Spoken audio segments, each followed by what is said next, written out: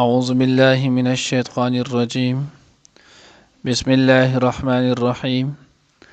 أم لهم نصيب من الملك فإذا لا يؤتون الناس نقيرا أم يحسدون الناس على ما آتاهم الله من فضله فقد آتينا آل إبراهيم الكتاب والحكمة وآتيناهم ملكا عظيما فمنهم من آمن به ومنهم من صد عنه وكفى بجهنم سعيرا. نانی درس کے ان شاء اللہ العزیز سورۃ نساء پارہ نمبر 5 رکوع نمبر 8 آیات نمبر 53 54 55 درې آیاتونه چې نو هغه به ویل کېږي. ما قبل سره ربط او مناسبت آسان دی. دینه مخکې هم د قچینو د یهودو اهل کتاب قبایح ذکر کېدل او اوس دې آیات کې هم د هغوی چې نو هغه قباحتونو نه څه قباحت چې نو هغه ذکر کېږي. الله جل جلاله چې نو هغه فرمایي ام لهم نصیب من الملک، آیا هغوی لشته څه حصه د بادشاهۍ نه، فاذا لا یؤتون الناس نقیرا، پس دغه وخت به ورنکړي هغوی خلکو ته یو خس هم. الله جل جلاله وایي دوی چې دی نو هغه څنګه چې مخکې تیر شول چې دوی د مسلمانانو په حق کې دا فیصله وکړله، یقول للذین کفروا هؤلاء اهدی من الذین آمنوا سبیلا، چې دوی د مسلمانانو نه زیات په سمه لار دي. نو الله وی دی چې دا وی د دوی دپاره د دې نه مخکې څه سلطنت ولو، بادشاهي د دوی وه، دا د دوی څه خپل ذاتي شیز ولو. الله وی دا خو د دوی وهم نه د الله ورکړه بالفرض و تقدیر که چېرته دا د دوی خپل وي. الله وی د دوی کې د کنجوسۍ دومره کامله ماده پرته ده، فاذا لا یؤتون الناس، که چېرته دوی له الله پاک دا ورکړی نو دوی به د دې نه چا له خس کې هم څه شی چې دی نو هغه نه ورکړی، نقیر په قدر به یې وله نه ورکړی. اول ورځني درس کې چې نو هغه مونږ ویلو یو لفظ فتیل دی، یو نقیر دی او یو قطمیر دی. نو هلته مونږ ویلو چې فتیله دا هغې ته ویلی کېږي کم چې د کجورې د هډوکي په منځ کې کم سپین تاري. نقیر مونږ وی د کجورې په هډوکي باندې چې دی نو یو کچ شانتي تاپ یې چې دی نو هغې نو دغې ته نقیر ویلی کېږي. قطمیر مونږ ویلو هغه ویلی کېږي د کجورې د هډوکي د پاسه چې کم سپین پټ نو دغې ته ویلی کېږي قطمیرو. نو الله وی دوی به چې دی نو هغه دا د سره نه ورکړي، دوی دومره چې دی نو هغه کنجوسان دي او دومره بخیلان دي. ام یحسدون الناس علی ما آتاهم الله، آیا دوی چې دی نو حسد کوي د خلکو سره علی ما په هغه څه باندې آتاهم الله چې ورکړي دی هغوی ته الله پاک من فضله د خپل فضل نه. نو دی الله پاک وله انعام کړی، الله په یو احسان کړی، ورکړه د الله دا او حسد چې دی نو هغه سره دی کوي. نو دی نه معلومه دا شوه چې حسد دا بدترین ګناه دی. مخکې مونږ ویلو یو حسد دی او یو غیبته ده. حسد چې نو هغه په نص قطعي سره دا چې نو ناجایز او حرام دی، غیبته چې نو هغه جایز ده. حسد ویلی کېږي تمنا زوال نعمت الغیر، د بل چا له الله یو نعمت ورکړی دی د دغې نعمت چې نو هغه د زایل کېدو تمنا کوي چې خدای دنه به دا نعمت کله اخیستلی کېږي، دی به کله چې دی نو هغه محرومه کېږي دی نه. او غیبته دې ته ویلی کېږي چې د چا سره سړی یو نعمت ویني د هغه که دیني وي او که دنیوي، او دی وایي یا الله دله چې تا کم دا نعمت ورکړی دا د ده روزي کې مال د دې نه ښه راکړي، مال داسې راکړي مال د دې نه ښه راکړي. نو په دې کې هېڅ ګناه چې دی نو هغه نشتی، حسد دغې کې ګناه دی. اوس دوی چې نو هغه د خلک نه مراد رسول الله صلی الله علیه وسلم او د هغه متبعین صحابه کرام رضوان الله تعالی اجمعین او بیا ټول امت دی. اوس دې سره ولې حسد کوو؟ پرون درس کې مونږ وی چې مخکې به دې وجه الله پاک چې نو هغه را روان درس کې ذکر کړي هغه دا الله وی دوی چې نو هغه حسد پس کولم علی ما آتاهم الله، په هغه څه چې کم ولا الله ورکړي دي. اوس دغه څه نو دی وی چې الله رب العزت چې نو حضور علیه الصلاۃ والسلام له د نبوت ولی ورکو، دوی چې بادشاهي نبوت او ملکیت بادشاهت دا خو په بنی اسرائیلو کې را روانو. نو چې کله دا بنی اسرائیلو کې را روانو دا په منځ کې چې نو هغه د بنی اسرائیلو نه چې نو هغه بنی اسماعیل ته ولې واختېدلو په دې باندې دوی حسد شروع کوم. الان کې وړاندې په فجین هغه سپاره کې هم ویلو وکانو من قبل یستفتحون دی به دغه مخ کې د حضور علیه الصلاۃ والسلام په وسیله سره چې نو هغه د کافرو خلاف به فتح غوښتي دعاګانې چې نو هغه به کولې. نو بیا چې کله نبی علیہ الصلوۃ والسلام مبعوث شولو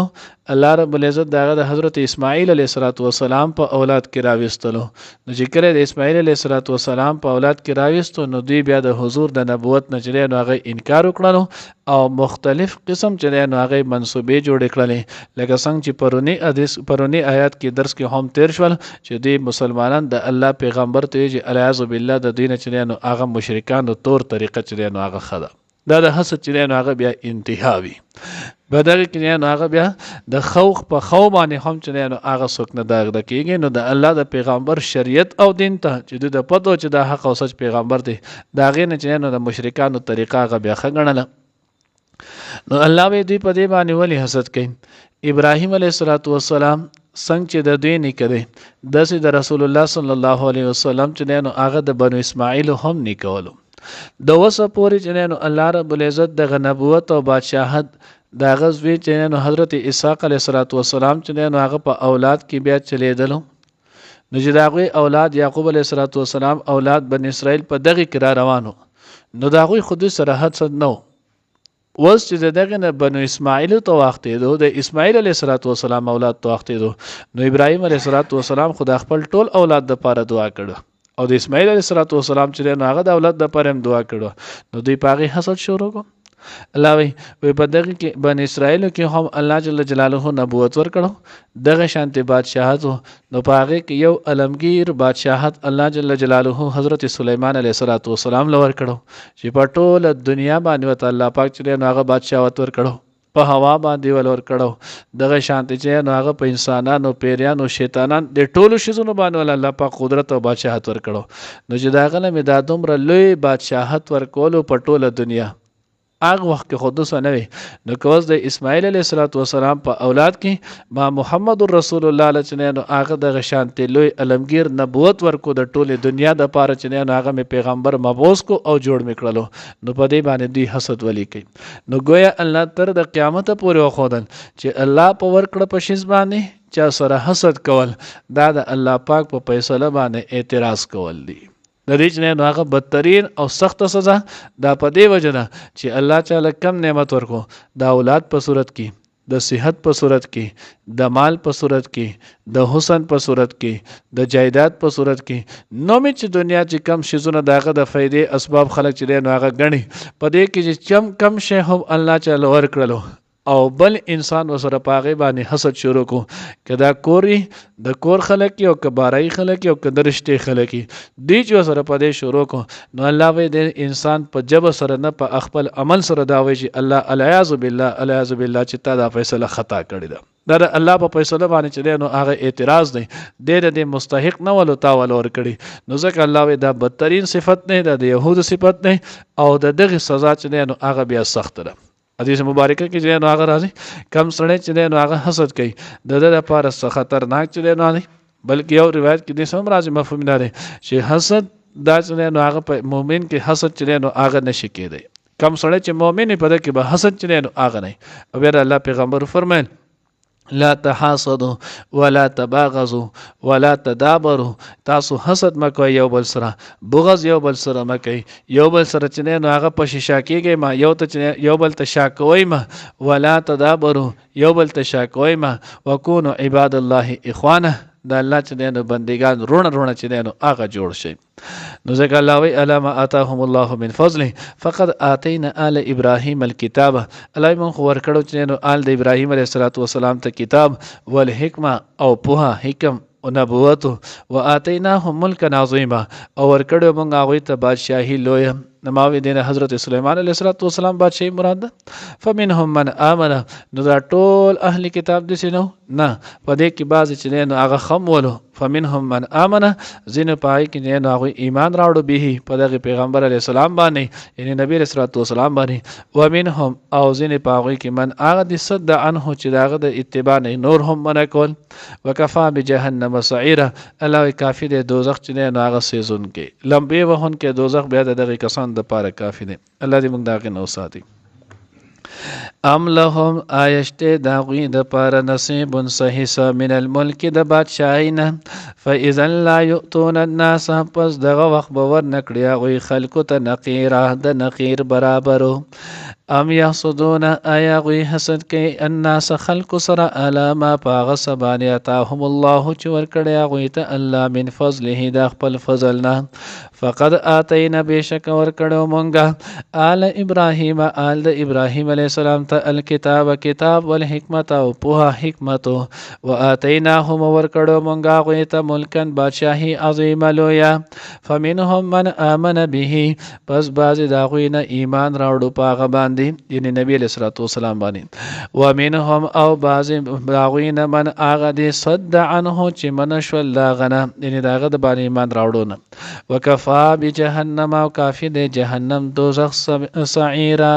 بلیدن کې لمبې وهن کې ام لهم آیشته لاغوی د پاره نصیب صحیح من الملک د بادشاہینا فاذا لا یؤتون الناس نو پس ور بنکړي دغه خلکو ته نقیرا نقیر مطابق ام یحسدون الناس آیا غوی حسد کوي خلکو سره علامه پاغه سبانه اتاهم الله چې ورکړي دی غوی ته الله پاک من فضله د خپل فضل نه